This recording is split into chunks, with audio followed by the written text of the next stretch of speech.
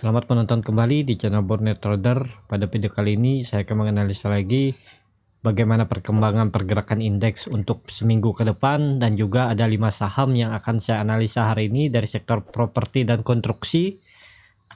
Yang pertama Waskita, kedua WG, ketiga PTPP, keempat Wika, dan kelima Adi Karya.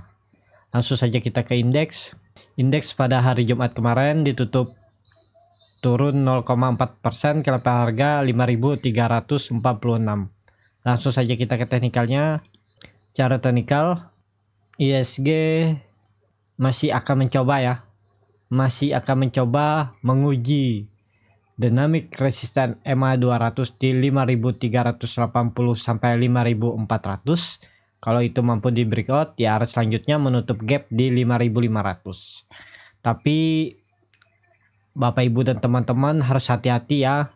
Seperti saya bilang dari kemarin-kemarin, yang sahamnya sudah profit besar, ya pasang trailing stop aja. Takutnya ISG berbalik arah ya, menguji support di 5.200 bahkan ke 5.100. Jadi perlu hati-hati. Ya, seperti itu aja untuk indeks. Bapak Ibu bisa lihat indeks juga volume meningkat ya dari minggu kemarin. Meningkat dari volume rata-rata hariannya. Jadi seperti itu aja untuk indeks. Kita langsung saja ke saham pertama. Saham pertama ada Waskita. Waskita pada hari Jumat ditutup turun 1,48% ke level harga 665. Langsung saja kita ke teknikalnya. Secara teknikal, Waskita masih akan menguji supportnya di 660 sampai 650.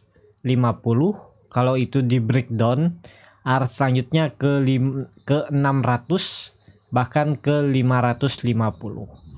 Jadi perlu hati-hati. Dan apakah bisa spekulasi buy Waskita?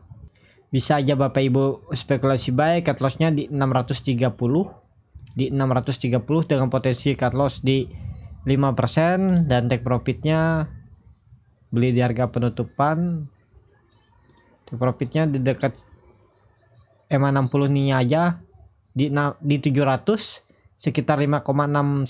Tapi kalau itu mampu di breakout, ya kita pasang target langsung di EMA 150 nya aja di 775. Jadi sekitar 17%, hampir 3 kali lipat dari potensi lossnya ya. Potensi lossnya ada di 5%, potensi profitnya ada di 17%. Sesuaikan aja. Kalau Bapak Ibu mau beli Waskita di harga penutupan hari Jumat di 665. Kalau trading plan saya seperti ini, cut loss di 630. Jadi seperti itu. Waskita indikator MACD masih membentuk golden cross walaupun masih di bawah 0, tapi sudah mengarah mendekati 0, dan bacat masih terbentuk di atas 0 walaupun turun ya, turunnya tidak signifikan ya. Kita langsung saja ke saham kedua. Saham kedua ada WG yang pada hari Jumat ditutup di level harga 196 sama harga penutupan pada hari Kamis. Langsung saja kita ke teknikalnya. Secara teknikal WG masih sideways ya, bermain di area support EMA 60 di 194, dan juga di bawah EMA 60 ada EMA 20 di 192. Potensi WG masih akan mencoba menguji EMA 260 dan EMA 20 di 194 dan 192. Kalau itu di breakdown, ya arah selanjutnya ke 180. 180 ini adalah support sideways WG yang terbentuk dari bulan Juni, dan resistance sideways WG yang terbentuk dari bulan Juni bahkan dari bulan April ada di 209 sampai 210. Jadi harga sekarang WG ada di harga pertengahan. Apakah bisa spekulasi buy? Ya sesuaikan aja Bapak Ibu. Kalau saya sih lebih suka menunggu dia di area 185 ini ya, di dekat-dekat support. Kalau Bapak Ibu mau beli di sini ya bisa aja cut lossnya langsung, nggak usah dekat-dekat sini. Kalau saya ya, tergantung Bapak Ibu mau cut loss di bawah EMA 60 dan EMA 20 juga bisa di 190 atau 189. Tapi kalau saya suka memasang target agak lebih panjang ya, dan resiko cut lossnya juga lebih lebar. Nah, kalau saya cut lossnya di 177 sampai 178, sekitar 9,7%, dengan potensi profitnya di sini juga hampir sama ya, di 6%. Ya sesuaikan aja, tapi harusnya WG kalau mampu breakout dan disertai volume dari 209, potensi WG akan ke EMA 200-nya di 228, sekitar profit di 15,91%, ya sekitar 16% lah. Jadi seperti itu kalau beli di harga penutupan hari Jumat. Makanya saya lebih suka nunggu WG ini buy on support di sekitaran 185-186 dengan potensi kerugian di 4,71%, cut loss di 177, dan potensi profitnya ya terdekat nih aja kita pasang di 209 targetnya, nggak usah tinggi-tinggi lah, karena kita sudah beli di area bawah ya, deket-deket resisten aja, jualnya di 208 sekitar 11%, ya hampir 1:2 kan. Jadi seperti itu. Kalau Bapak Ibu mau beli seperti tadi, beli di harga penutupan dengan cut loss di bawah 180 bisa juga, atau Bapak Ibu mau cut loss di bawah EMA 20 dan EMA 60 di 190 sampai 189 bisa juga. Nah, dengan potensi profit juga hampir 1:2, tapi dengan resiko berpotensi ke trigger itu sangat besar kalau beli jual di bawah di 190 atau 189. Jadi seperti itu untuk WG. Banyak berbagai strategi untuk beli WG, jadi mana yang cocok aja untuk Bapak Ibu. Dan ini disclaimer on ya, bukan ajakan untuk membeli ya. Bapak Ibu juga bisa mau ngikut seperti trading plan saya, atau Bapak Ibu juga punya lebih bagus trading plan atau yang lebih cocok dengan Bapak Ibu, ya gunakan itu aja. Jadi seperti itu. Kita langsung saja ke saham ketiga, ada PTPP yang kembali ke harga 1000, turun 0,5%. Kita langsung saja ke teknikalnya. Secara teknikal, PTPP sudah 4 candle mengarah ke 1000, tapi 4 candle tidak disertai volume. MACD mulai melandai dan berpotensi membuat dead cross. Kalau besok Senin PTPP kembali breakdown dari level 1000, dan barcat juga kemungkinan besar akan muncul di bawah. Apakah bisa spekulasi buy di harga penutupan PTPP di hari Jumat? Sesuaikan aja Bapak Ibu, masih bisa ya. Kalau saya cut lossnya di 920 di bawah EMA 60. Jadi dengan potensi kerugian di 8%, cukup lebar dan cukup dalam. Tapi take profitnya di mana? Take profitnya di sini juga. Nah, kalau di higher-nya tanggal 24 bulan Juli di 1075 itu sekitar 7%. Tapi kalau dia mampu breakout EMA 200 ini di dekat EMA 200 di 11%, ya cukup menarik ya untuk PTPP. Cuma agak dalam cut loss-nya ini.